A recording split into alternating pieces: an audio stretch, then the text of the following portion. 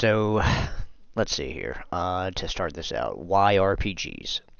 Um, Over the decades, I played thousands of games. Too many to fully count exactly how many.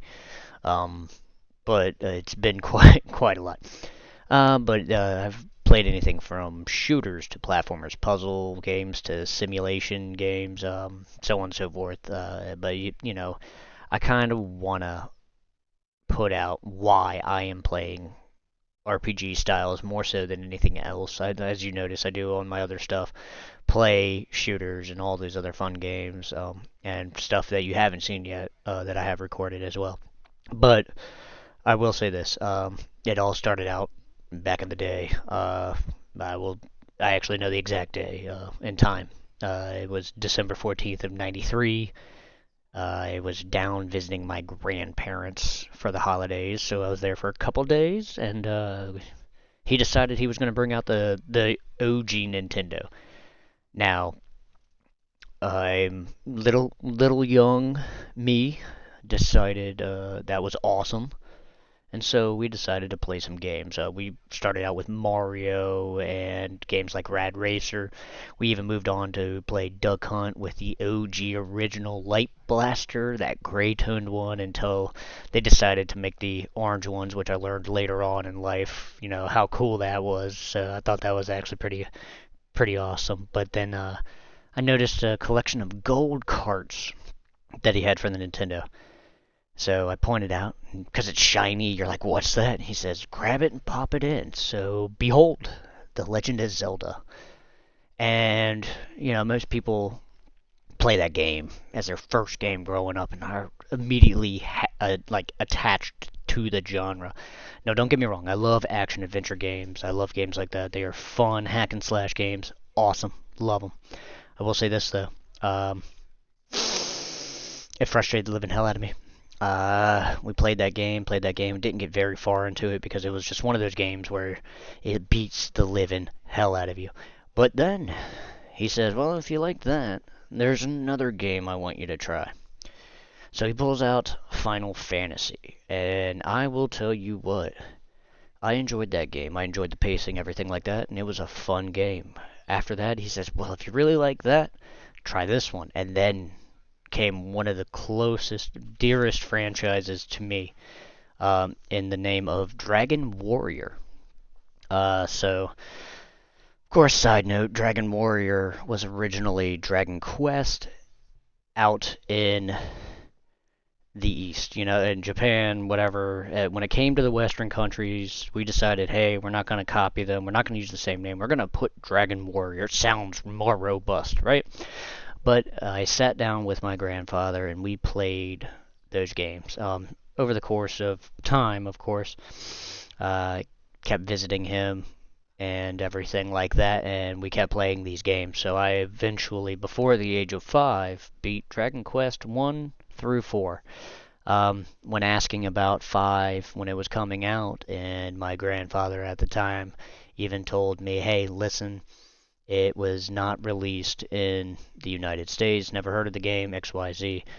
Uh, it kind of bummed me out. But moving on. After a while, I did get my Super Nintendo, I had my Sega Genesis, all that fun stuff, so I'd be playing games. Of course, you got your Donkey Kongs, your Super Marios, Sonic the Hedgehog, even, and I'm going to say this, even games like Vector Man were really freaking cool back in the days. Those were some of the peak times. Now, I will say this, Nintendo had some of the most impressive catalog for RPG style games. I mean, you have Chrono Trigger, Secret of Mana, Ogre Battle, Lufia, Earthbound, Shadowrun, and Phantasy Star. I mean, just to name a few that were in the Nintendo and Sega catalog. Sega not so much, but again, Nintendo killed it. But a lot of these games I still have laying around today, still play them. May start recording some of these older titles too. So that's kind of the purpose of this video. I'm going to explain what I've played, what I want to play, what I continue to play.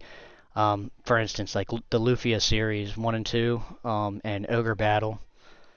Those games I specifically remember putting probably thousands of hours. They're in that 1,000-hour game club for me. So I really, really enjoyed those games, especially Ogre Battles, because there's just so many different configurable ways. But again, that was kind of that generation, that era. And then lo and behold, you have the PlayStation and the N64 release, and I mean, holy shit. When you talk about going from seeing Nintendo and Sega games into more polygon style 3D rendered characters, it kind of blew my mind. So, release year of the PlayStation, it came out. I got it. I got Rayman. And I had a lot of fun with Rayman, but it lost its luster pretty quickly with me because it was not the game I was looking for. But again, it was early release of the PlayStation. There was a very limited catalog. I remember it was like maybe 10 games came out.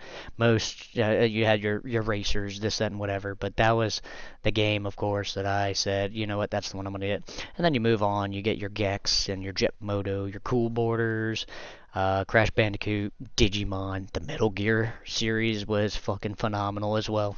But then I even played games like Madden and NCAA on there because I do like sports games as it's my guilty pleasure kind of thing as well as the RPG thing. But I will say this: PlayStation definitely had the superior catalog when it came to RPGs compared to N64.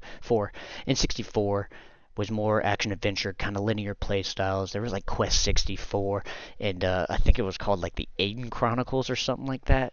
But there was only like maybe 6 to 10 RPG titles throughout the whole N64 lineup, and none of them I really remember too fondly. Now here, Quest 64 or whatever it was, Hero Quest 64, whatever it was called.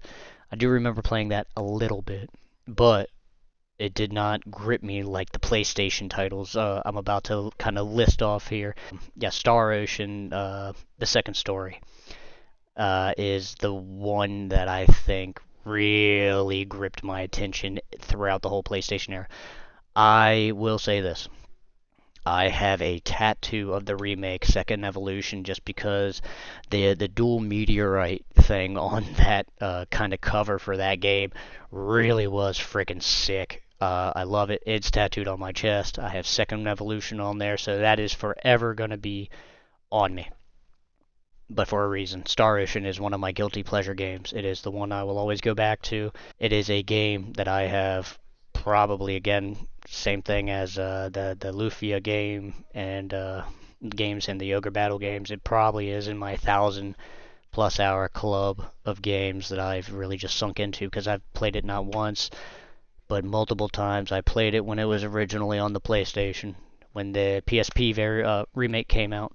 Played it, and now I'm gonna play it for you guys in a later segment. But I'm gonna play the remake that they just came out with. I already have it on Steam, and I'm raring to go and get my journey with Claude C, Kenny, and Reyna all over again for the like 100th time. Again, another time sync game. I think my longest playthrough, trying to do everything I could, was probably just about 155 hours into that game. So again, that's another one that I have really enjoyed. There's many endings, there's many characters you can get, that if you get one character, it locks out the other one. So there was a lot of different ways to play, and I really, really loved that about the game. Um, and then, of course, you have games like The Legend of Dragoon, you have Dragon Warrior 7. I still want to call it Dragon Quest because that's what I know it more so as. Moving forward, I will say this. I want to get to the main bulk of this video. What I focused on first, probably the single most impressive RPG catalog of games to ever exist was for the PS2, and that's why I started with it. I mean, I'm still looking forward to going through the Xenosaga trilogy. I'm going to go through Shadow Hearts. Now, I may just focus strictly on Covenant, because that was my favorite of the three I think they came out with for the PlayStation 2. If I recall, first one was just Shadow Hearts. Now, that was a good game, and I think it was the third one was like a New World or something like that. And they all loosely follow each other in some way, shape, or form capacity, if I recall. But again, Covenant was the one I remember more so than anything else. I will say this though too. I am going to play a couple other titles like Drakengard and then again Star Ocean till the end of time. I may kind of go into that just like I said and really dive into it. That's a game that I could probably dedicate anywhere between 100 to 200 hours completing it because there's just a lot of things to do. It's a very rough game, a very hard, very heavy learning curve. But once you get it down, you start learning the motions of it. I remember a lot of fond memories, a lot of fond moments, and hundreds of hours put into that game. Which, again, I will probably put another couple hundred. It looks like. But now that I've given some insight on why, um, I have this channel, now I'm gonna ask myself, how many games do I play? Do I move backwards from PS2 until basically RPGs don't exist? Now, I think the first, like, I think PC or console game that came out is a tie. If I remember correctly, it's between, like, Dragon Stomper and Ultima. But again, I want to kind of get some insights on what you all think I should probably bring to this channel as well. I want recommendations of games that I may have just disregarded, didn't acknowledge, because I plan on going back. I really do. I plan on going back into segments. Again, I want to finish out with the PS2, but I probably will start doing some of the newer stuff. I think when I move, and I think I finally settled, I'm going to play Kingdom Hearts 3. So when I move on to Kingdom Hearts 3, not only will I have that segment of it going on, like some of the newer stuff, more recent stuff that's come out in the past 5-ish years, but also I'm going to have my old school PlayStation stuff going as well. So I'm going to kind of try to do at least 2 videos moving forward. If you like the videos, if you're still around at this point in the video, I greatly appreciate it. As I go through this, I probably will fine tune it, get better. But the main thing is I just want you all to enjoy the content. I'm not doing this to become, the next YouTube star. I'm doing this because, as I mentioned before, I have recorded a shit ton of things, and I'm just doing something with it now. So if I have to put a little extra time into augmenting and changing things, making sure I have a clear voice like I've been messing with over the past few weeks, which in some of my videos it picks up, some of them it doesn't. I apologize for that. I'm working on it, and it's gonna ultimately come down to I'm just gonna have to get a new mic or something like that. It's not the software, it's not the computer, it's not anything else.